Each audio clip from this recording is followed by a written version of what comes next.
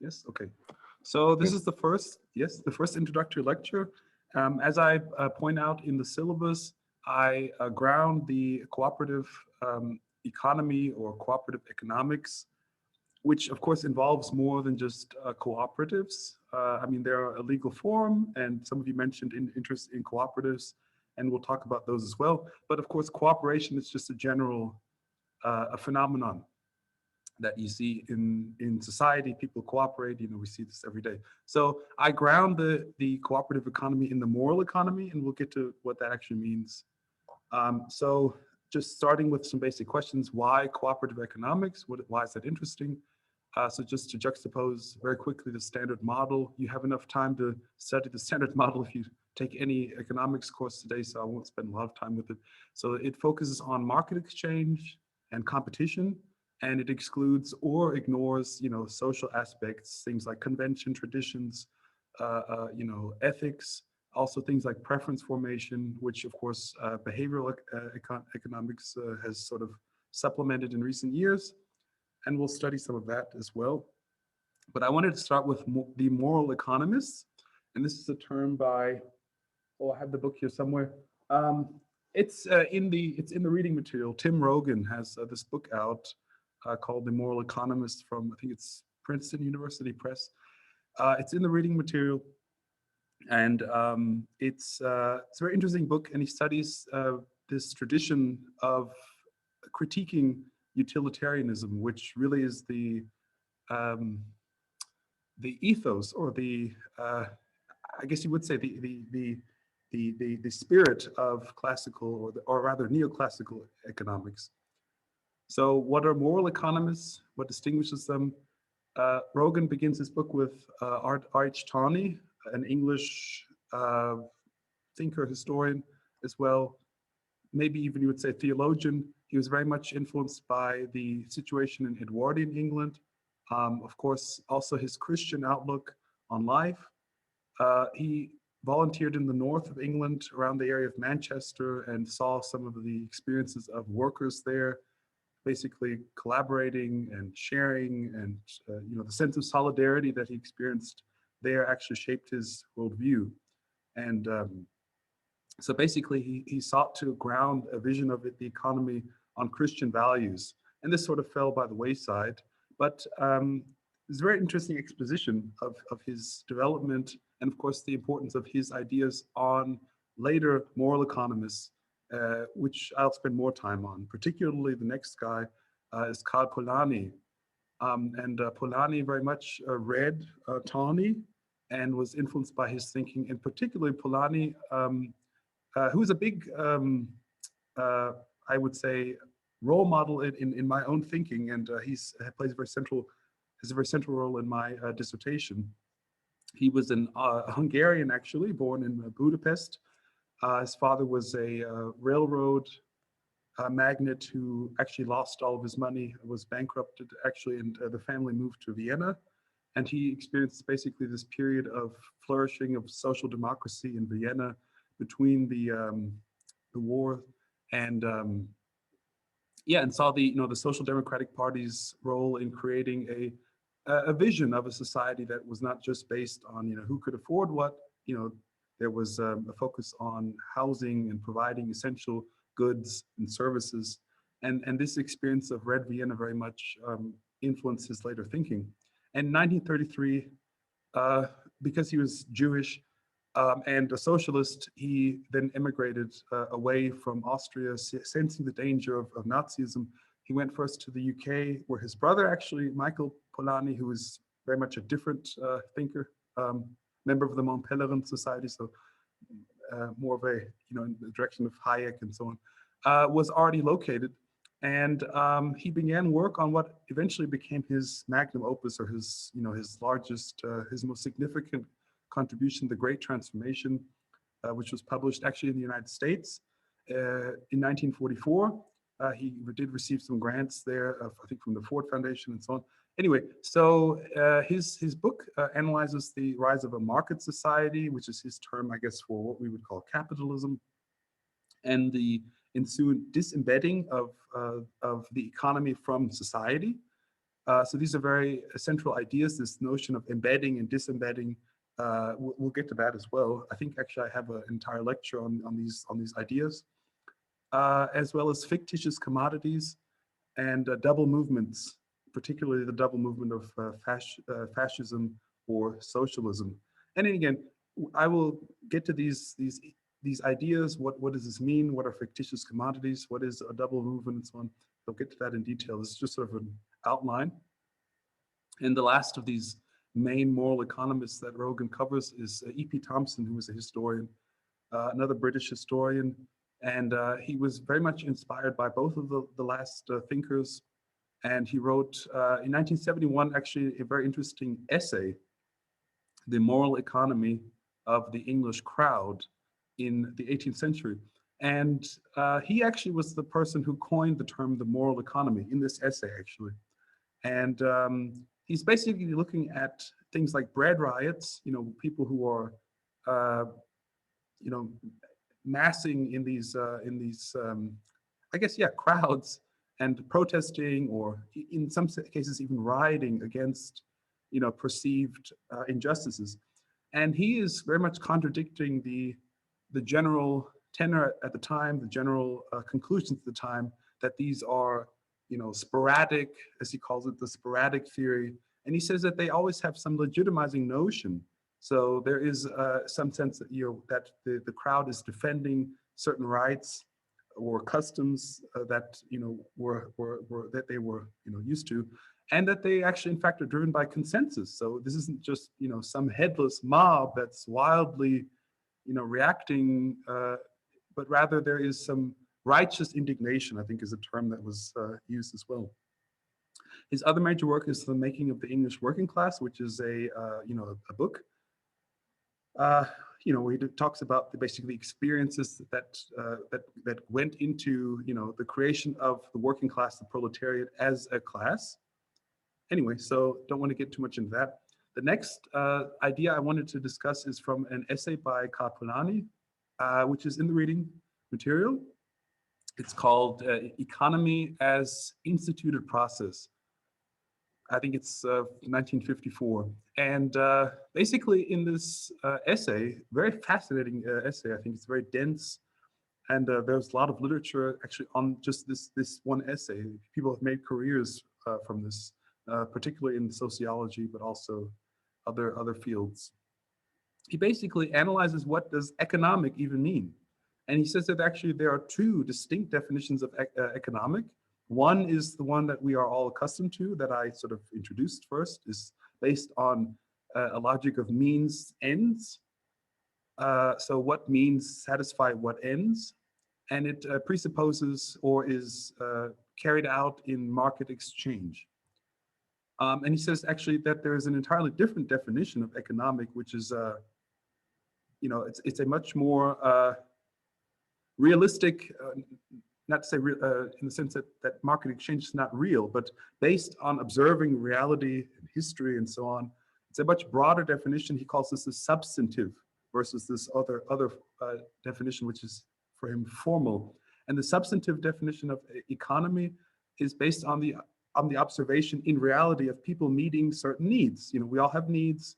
How do people meet these needs? And he says that actually studying history and studying, contemporary society, you see three distinct ways that people meet their needs. One of these is in fact exchange, not just by markets, but also by markets. And the other two are reciprocity and redistribution. And basically he says that what these require is, on the one hand, redistribution requires some type of a central instance that is actually then responsible for redistributing. This could be the state, this could be the pharaoh in Egypt, whatever it happens to be, some central instance that is collecting whatever it is that's to be redistributed, corn or, respect, whatever it is, and that actually then does the redistributing. Reciprocity requires symmetry, so you have to have some kind of relations of symmetry. Think about a family, mother, father, or whatever, children. So there is some expectation, if I do this for you, you do that for me. And exchange requires particularly, it requires markets and requires money or some other medium of exchange. as we know. So again, not focusing very much on the exchange portion because you've had that stuff in economics courses and so on. At this point, I would turn to the criticisms of utilitarianism that also underpin this moral economy. And here I have put some texts in the reading material from Mitchell, and I think also from Itzioni, Amita Itzioni. So the moral economists were all critical of utilitarianism. Tawney, Polani, Thompson, all of them, and the logic that derives from this notion that is actually gotten from Jeremy Bentham, who developed this notion of utilitarianism. He has his book, on the principles of legislation. I think it's called The Principles of Legislation. And I wanted to turn to Mitchell, Wesley Clare Mitchell, who was one of the founders of the New School in New York City as well, and a very eclectic thinker. He's very difficult to put into categories. And he wrote this essay in 1917, I think, Bentham's Philosophic Calculus, where he says that Bentham, his utilitarianism claims to be both positive and normative. So it is both a descriptive theory of how people behave, that they follow pleasure and that they avoid pain, and it is a normative theory. This is what Bentham says. So it not only describes how people behave, but it describes how they should behave. However, Mitchell says it is not descriptive because obviously people don't always behave in a utilitarian fashion, and we see this every day in reality, sometimes with very positive consequences and sometimes not. But in any case, Mitchell argues in this essay, it is not at all a positive theory. If anything, it is a normative theory. And so describing how people should act, or how Jeremy Bentham thinks people should act. And thus, it's not as canonical, maybe, or as universal as it has been made out to be in various academic discourse. So moving on to Amita Itzioni, he is, I believe, a sociologist, maybe even a philosopher. There are a lot of different disciplines in the literature here, so I'm actually not sure to which discipline he actually hangs his hat. But he has some very interesting theories. He has a book. It's also somewhere here. I don't see it, but anyway, it's called The Moral Dimension Towards the New Economics. I think it's 1984, I think. And in this book, he says, actually, there is not one utilitarianism and there is not one utility. In fact, as there have been criticisms by people like Mitchell and others of the universality or the applicability of utility as a concept, this concept has evolved, or some would say devolved, to include ever more aspects. So beginning with P utility, as he calls it, where P is for pleasure. This is the classical notion of utility that you see actually Bentham expounding, and that is actually assumed in most of economic theory. Based on the criticism that was received, utilitarians actually adapted different versions, including I utility, which is instrumental utility. What does that mean? I utility basically reflects the idea that we can feel pleasure at the pleasure of someone else. So this is the idea that social preferences, the idea that if you're eating an ice cream cone, I experience some sort of pleasure from you getting the pleasure, and basically the X utility extends this even further, which Itzioni says actually it's the great X, because it can mean anything. It's it's an empty signifier. And actually, this is Etzioni's major criticism, is that in extending this notion of utility to cover things beyond the pleasure principle, it becomes an empty category. It doesn't mean anything. It's like God, it's like God in theology. It could be this, it could be that. It really doesn't add anything. And as such, he says it's not scientific. It's just a placeholder. So in fact, he says, if any of these utilities is useful, it's the P utility, because it does actually describe certain aspects of human behavior. We do have, rational means, ends, calculations in certain decisions that we make. However, he says, this doesn't describe everything. And so he says there needs to be a co-determination, meaning another influencer rather than just, utility. And he says, in fact, what about affirmative motives? Instead of just means, ends, and following pleasure, there are certain activities that we do, decisions that we make that are based on duty, on certain, again, affirmative motives. And he says this is morality. So again, there needs to be a second determinant for human behavior, not just pleasure, but also moral visions.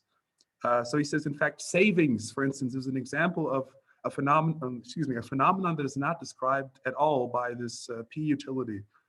So in a sense, he says that it's not that people are balancing consumption today with consumption tomorrow, or consumption in 2 or 5 days or 5 years, but rather they are balancing consumption today, which is the P utility, with a norm that says, actually, it is better to save your money in case something should happen. So this is in fact the balancing act, and not some weird, a discounting of some version of yourself in the future that may or may not want to eat ice cream in 5 years.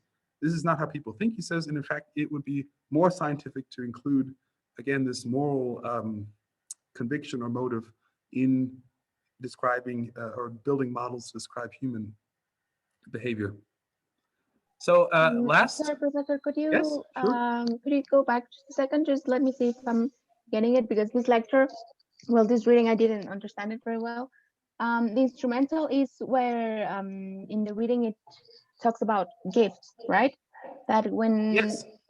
is a utility that you give, that you get from giving something to someone, and it's not necessarily selfless, but it's like driven by self-interest. So in this case, the pleasure would be the actual utility, like the real one. And I'm not sure what the grade X means. It means everything else, or well, so I don't yes, exactly the instrumental. This is in the reading. It's a good question. The instrumental is in fact a sort of the mirroring utility. This is a notion that, again, as you said, gift giving, or even there's a really funny discussion in the reading by Itzioni of utility after death. So this idea of inheritance, a grandparent feels pleasure, giving certain monies or property to their children or grandchildren. So the idea that there's a utility after death. And he says this is an absurd notion. People don't experience utility or pleasure after death. It is a moral value that makes them, give things to their children, or to bequeath, value to their children or grandchildren. So again, this instrumental notion extends the pleasure principle to other people. That's the difference. It's the pleasure principle is purely selfish. The instrumental one tries to extend utility to the recognition of other people's satisfaction. This is actually what I wrote my bachelor's thesis on. It was published some years ago in Ethics and Progress. I can send you that if you're interested in this discussion. I find I tend to agree subsequently with Itzioni on this notion that it's a vulgarization of this notion. It's an incorrect application. This is my view. Of course, you can disagree. And this X utility, you said you're having difficulty sort of separating them. So again, P utility is just what I think, what my pleasure is. I utility is the notion that we assume that we derive pleasure or warm glow from charity contributions, from gifts, or from giving things to our grandchildren. And X utility is really actually can be anything. It doesn't have to relate to utility. It can be really anything, actually. There are lots of examples in the text of things. Basically, he says this is similar to a theological concept. It doesn't actually have any content. It can be anything. What motivates you is the satisfaction of X. It could be the satisfaction of, having a sunny day or whatever happens to be. So again, this is a very vague concept, and it is a vague concept. And his point is actually it doesn't have any content. So the Okay, idea so is that this, yes, go ahead. sorry, just trying to summarize both point of views. So moral economists think that instrumental utility is actually it's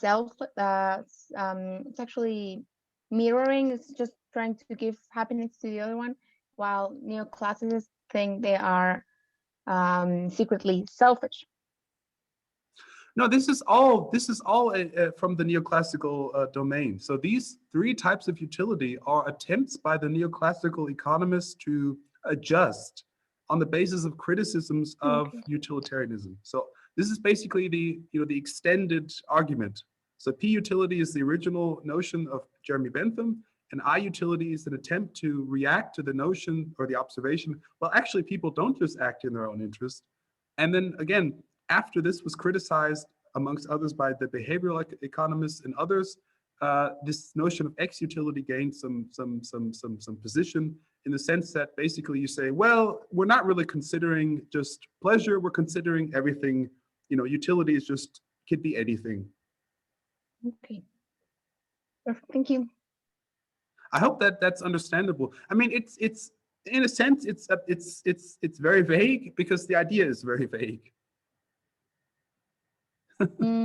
Well, for me personally, I think that we're pretty selfish, and I don't. Well, it's hard for me to believe that giving a present to someone is completely selfish. The reading actually says that you may have incentives to give to someone because of reputation, or because you're expecting to receive a gift in the future. Like if I give you a present for your birthday, you might give me a present for my birthday. I think we work in a more selfish way. But yeah, since this is very vague, I'm not sure what to think yet. Well, yeah, I'm sure we will discuss these ideas much more as we continue. As I said, this is just sort of an overview of some of the basic ideas, and yeah. So, but if you have any questions at any point, again, the all of the readings that I discuss here are available, and if you don't understand something or you would like to expand on something else that I mentioned, then feel free to cross-verify this with the readings, and you can come back to me with any questions. But the Itzioni text is rather short and to the point, and he discusses all of these ideas that I mentioned. So if I don't do a good job describing it, then please refer to the text and always come back to me. But also, just ask me to clarify, because I'm rushing through this stuff a little bit, so I can always go slower and spend more time with certain ideas, especially if they're not clear. Okay. And this is actually the last slide, and then we can move to discussion, and we can go back to these ideas as well. So some of you were interested in Marxist political economy as well, and I wanted to introduce this. This is actually, James Stewart is not Marx, but it's very interesting reading the Theorien über den Mehrwert, so Theories of Surplus Value, which was published posthumously by Karl Kautsky. Was considered the fourth volume of Capital. He starts actually with James Stewart, the very first chapter, and sees him as the originator of political economy, as well as going back to William Petty. He was actually much earlier. And it's very interesting to look at what Stewart says. Stewart was actually a Scottish nobleman. He was Sir James Stewart, not the actor, from Rear Window. And he's part of the Scottish Enlightenment, basically. So he's looking at the, England, Britain, Scotland of his time, which is slowly growing into the Industrial Revolution, and is seeing, these factories slowly popping up, and is asking questions related to value and to profits. And he says he sees two versions of value. Rather, real value, which is determined by three factors: the normal labor costs, or the normal labor required for production, the cost of subsistence for workers, and the cost of materials. And in addition to this real value, he suggests that there's something called profit upon alienation. And he says this is determined by any excess of price over real value and constitutes the profit of the manufacturer. It's very interesting already very early on seeing this notion of profit as a